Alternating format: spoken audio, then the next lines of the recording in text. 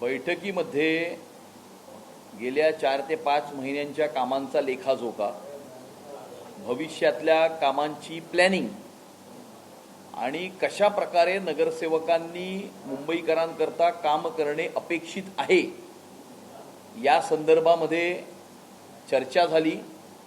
पुढच्या 6 महिन्याचं प्लॅनिंग झालं आणि कशा प्रकारे एक संघ म्हणून मुंबईकरांनी दिलेल्या जबाबदारीला आपल्याला पार पाडायचं आहे या संदर्भामध्ये विस्तृत चर्चा झालेली आहे। आणि मी तुम्हाला हे सांगू इच्छितो की काल काही चॅनल्सवरती बातम्या झळकल्या होत्या ज्या पूर्णपणे चुकीच्या आहेत। मी दोन्ही बैठकींना स्वतः उपस्थित होतो, मी स्वतः दोन्ही बैठका घेतलेल्या आहेत। यामध्ये आपण रिपोर्ट केलेल्या कुठल्याही गोष्टी त्या बैठकीमध्ये झालेल्या नाहीत। माझी सर्व माध्यमांना ही विनंती राहील की अशा प्रकारे स्पेक्युलेशनच्या आधारावरती बातमी करण्यापेक्षा जर विचारून जर बातमी केली तर आपली करेक्ट बातमी ही जनतेपर्यंत पोहोचू शकते आणि ऑथेंटिक बातमी ही जनतेपर्यंत पोहोचू शकते। स्पेक्युलेशन करण्यापेक्षा खरी माहिती घेऊन बातमी देणं हे जास्त संयुक्तिक राहील।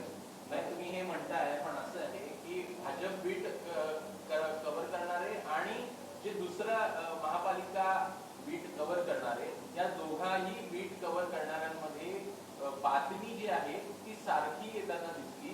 काहीसा जो टोकदार बातमी आहे ती देखील महापालिकेच्या बीटच्या रिपोर्टर्सनी ही रिपोर्ट केली आहे। त्यामुळे तुम्ही जे म्हणता आहात की एक प्रकारे निराधार आहे, मग नेमकं झालंय काय ते तरी आम्हाला। जी बातमी ज्यांनी काल बातमी दिली, तुम्ही जो क्लेम करताय की कुठलाही वादविवाद झाला नाही, अत्यंत सामंजस्याने सगळी चर्चा झाली असं म्हणताय? अगदी 100%। कारण आतमध्ये बैठकीमध्ये माध्यमातले कोणीही प्रतिनिधी उपस्थित नव्हते।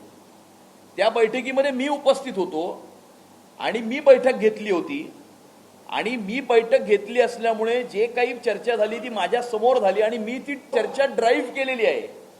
त्यामुळे त्या बैठकीमध्ये घडलेल्या माहितीचा ऑथेंटिक सोर्स हा मीच असून त्यामुळे अध्यक्ष म्हणून त्या बैठकीमध्ये जे झालं ते मी तुम्हाला विस्तृतपणे सांगितलेलं आहे। याच्या व्यतिरिक्त त्या बैठकीमध्ये कोणतीही चर्चा आपण रिपोर्ट केल्याप्रमाणे झालेली नाही। या चुकीच्या बातम्या आहेत, बिनबुडाच्या आहेत, याला कोणताही आधार नाही।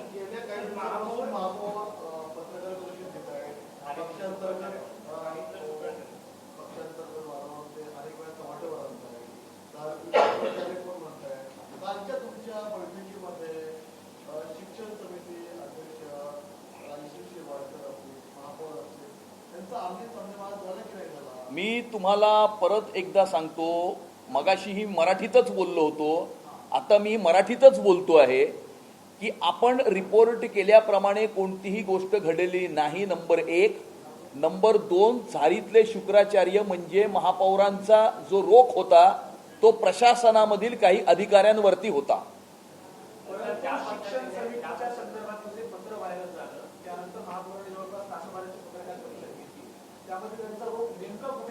प्रशासनावरती होता तो रोख, प्रशासनावर होता। आपण त्याचं काहीही इन्फरन्स काढू शकता आणि त्यामुळे आपला इन्फरन्स काढण्याचं स्वातंत्र्य तुम्हाला पूर्णपणे आहे, परंतु जे खरं आहे, जे ऑथेंटिक आहे हे मी तुम्हाला अध्यक्ष म्हणून सांगतोय। प्रशासनातल्या अधिकाऱ्यांवर तुमच्याकडनं काही कारवाई होणार आहे का? हे सगळं जे होतं आहे ते मुद्दामून ठरवून केलं जात आहे अशा प्रकारचा आरोप पण महापौर यांच्याकडनं होताना दिसलेला होता। नाही, नक्कीच काही गोष्टी प्रशासनाकडून ठरवून केल्या जात असतील आणि ह्याचं मुख्य कारण हे आहे की प्रशासनातले काही अधिकारी असतील किंवा विरोधी पक्षातील काही नगरसेवक किंवा नेते असतील, स्टँडिंग मधलं अंडरस्टँडिंग बंद झाल्यामुळे अनेकांचा तिळपापड झालेला आहे, अनेकांच्या तळपायाची आग मस्तकात गेलेली आहे, अनेक जण फ्रस्ट्रेट झालेले आहेत, अनेक जण आमच्या नेत्यांना प्रायव्हेटली येऊन भेटून काहीतरी पूर्वीसारखं सुरू करा म्हणून विनंत्या करत आहेत। परंतु मुंबईकरांना दिलेल्या वचन पूर्ण करण्यासाठी, वचनपूर्ती करण्याकरता अशा प्रकारचे कितीही फेक नरेटिव्ह पसरवले, अशा प्रकारच्या किती खोट्या बातम्या आणल्या गेल्या अशा प्रकारचे कितीही बिनबुडाचे आरोप झाले तरी पारदर्शकतेने प्रशासन चालवण्याचा आमचा निर्धार आहे.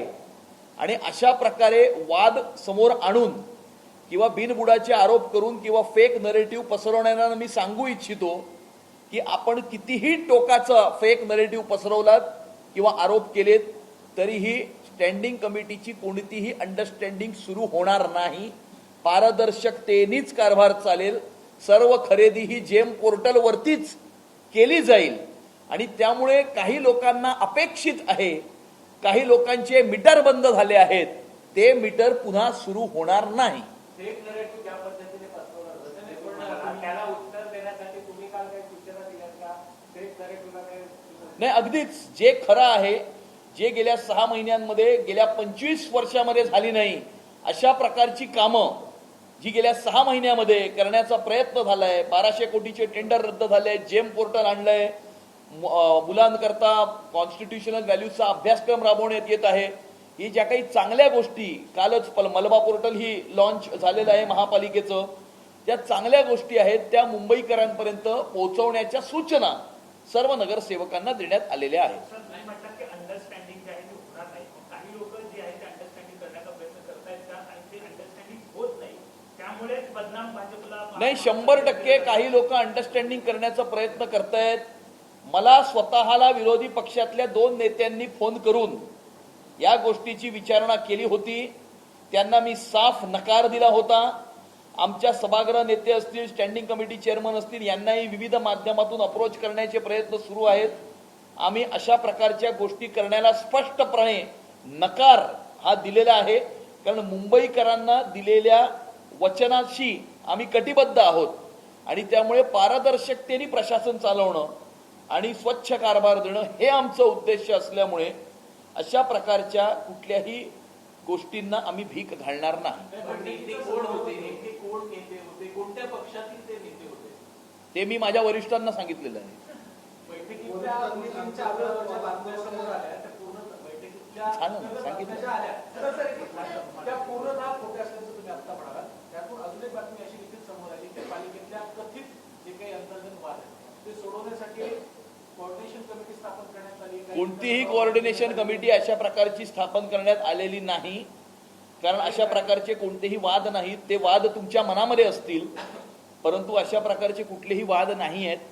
आणि काम करत असताना मतभेद होऊ शकतात. 2 मतभेद म्हणजे एखादी गोष्ट जर करायची असेल त्या करण्याचे 5 वेगवेगळे माध्यम असू शकतात. मला वाटू शकतं की हे माध्यम आहे, त्यांना वाटू शकतं हे माध्यम आहे. हा वाद नसतो. किंवा आपण रिपोर्ट केल्याप्रमाणे खडाजंगीही नसते. आणि त्यामुळे कृपया पुन्हा एकदा माझी माध्यमांना विनंती आहे की अशा प्रकारे बातम्या देण्याची आधी आमच्याशी जर चेक केलं तर तुम्हाला ऑथेंटिक इन्फॉर्मेशन, करेक्ट इन्फॉर्मेशन या संदर्भातली आम्ही देऊ. एक शेवट प्रश्न. पाचगावमध्ये ज्या पद्धतीनं गणपती रॅली जात होती त्यावरती अंडी जे आहे ते फेकण्यात आले, त्यावरनं वाद जो आहे तो काल परवा पाहायला मिळाला होता. कसं बघता याकडे? कारण माझगावमध्ये गणेशोत्सवाच्या मिरवणुकीमध्ये एका गणपती बाप्पाच्या मूर्तीवरती अंड फेकण्याचा प्रकार हा समोर आलेला आहे. या संदर्भामध्ये मुंबईच्या पोलीस आयुक्तांशी तसेच स्थानिक DCPशी आमचं बोलणं झालेलं आहे. या संदर्भामध्ये त्यांचं पूर्ण इन्व्हेस्टिगेशन हे आज सायंकाळपर्यंत पूर्ण होऊन यामध्ये FIR ही अज्ञात इसमांच्या विरुद्ध रजिस्टर करण्यात आलेला आहे. परंतु ते अज्ञात इसम कोण होते याच्याबद्दल इन्व्हेस्टिगेशन आजपर्यंत पूर्ण होऊन उद्यापर्यंत जे आरोपी आहेत ते समोर येतील. आणि मला असं वाटतं की ज्या प्रकारे देशामध्ये अराजक पसरवण्याचा प्रयत्न विरोधी पक्षाकडून केला जात आहे, अँटी इंडिया फोर्सेसला हाताशी धरून विरोधी पक्ष अनार्की किंवा अराजकता पसरवण्याचा प्रयत्न करीत आहे. या विरोधी पक्षाच्या प्रयत्नांमुळेच अशा प्रकारच्या देशविरोधी, देशविघातक, समाजविरोधी, समाजविघातक अँटी इंडिया फोर्सेस ज्या आपल्या समाजामध्ये सुद्धा असू शकतात यांना पाठबळ मिळतंय. त्यांचं मनोबल वाढवण्याचा प्रयत्न या ठिकाणी होतोय. आणि त्यामुळे अशा प्रकारे कम्युनल डिसहार्मनी करून अराजकता पसरवण्याचा पूर्ण दोष अशा प्रकारचं वातावरण, कारण अशा प्रकारच्या एलिमेंट्सला पाठबळ हे विरोधी पक्षाकडनं त्यांनी घेतलेल्या स्टँडमुळे हे मिळतंय. आणि त्यामुळे अशा प्रकारच्या घटनांचं पूर्ण त्याची जी जबाबदारी आहे ती काँग्रेस पार्टी असेल, उभाटा असेल किंवा इतर जे काही विरोधी पक्ष असतील त्यांची आहे. कारण त्यांनी स्वतःचं संपलेलं राजकीय अस्तित्व पुन्हा एकदा जिवंत करण्याकरता अँटी इंडिया फोर्सेसचा हात पकडलेला आहे आणि त्यांचा पाठिंबा मिळवलेला आहे.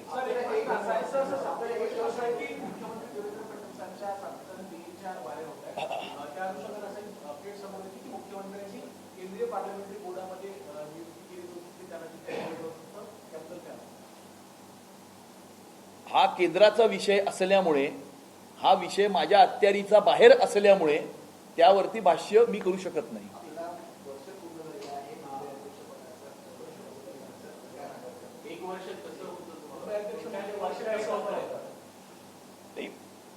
केंद्रीय भारतीय जनता पार्टीने तसेच राज्यातल्या भारतीय जनता पार्टीच्या नेतृत्वानं आणि तमाम भारतीय जनता पार्टीच्या कार्यकर्त्यांनी जी जबाबदारी अध्यक्ष म्हणून माझ्यावरती टाकली, ऐतिहासिक आणि गेल्या 42 वर्षामध्ये झालं नाही असा भारतीय जनता पार्टीचा महापौर या मुंबईच्या महानगरपालिकेमध्ये विराजमान झाल्याच्या नंतर गेल्या 6 महिन्यामध्ये मुंबईच्या महानगरपालिकेमध्ये क्रांतिकारक आणि आमूलाग्न बदल आणण्याचा प्रयत्न भारतीय जनता पार्टीच्या माध्यमातून हा करण्यात येत आहे. आपण पाहिलं की कशा प्रकारे 2000 अनधिकृत बांधकामही फक्त 4 महिन्यामध्ये महापालिकेने निष्कासित केली. 1400 कोटीचे टेंडर्स रद्द केले. जेम पोर्टल हे आणलं. कॉन्स्टिट्यूशनल व्हॅल्यूजचा अभ्यासक्रम इंट्रोड्यूस करण्यात येत आहे. मुंबई महानगरपालिकेची पहिली AI आणि रोबोटिक्सची लॅबोरेटरी असणारी शाळा याचं उद्घाटन पुढच्या महिन्यात होणार आहे. त्यामुळे क्रांतिकारक अशा प्रकारचे बदल जे घडवण्यात आलेले आहेत, अजून खूप काम करणं बाकी आहे.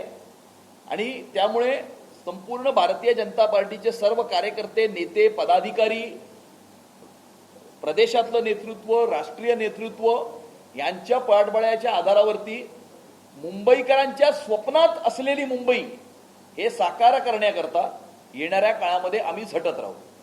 क्षेत्रामध्ये जर पाहिलं तर पुरेसा असा पाणीसाठा आहे मुंबईच्या धरणामध्ये, तरी देखील अजूनही 10% पाणी कपात करण्यात आलेली होती, तशीच ठेवण्यात आलेली आहे. 95% पाणीसाठा मुंबईच्या तलावांमध्ये आता झालेला आहे. परंतु अजूनही पावसाळ्याचे पुढचे म्हणजे 30 आणि समजा 35 दिवस मान्सूनचे बाकी आहेत.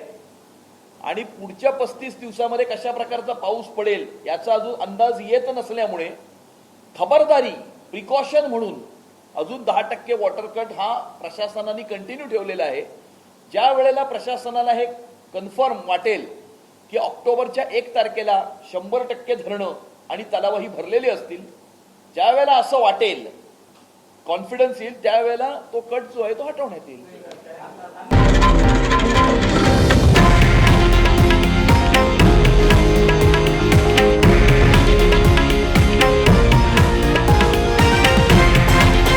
हे आहे देशातील नंबर 1 न्यूज नेटवर्क आणि आपण पाहत आहात TV9 मराठी, एकमेव.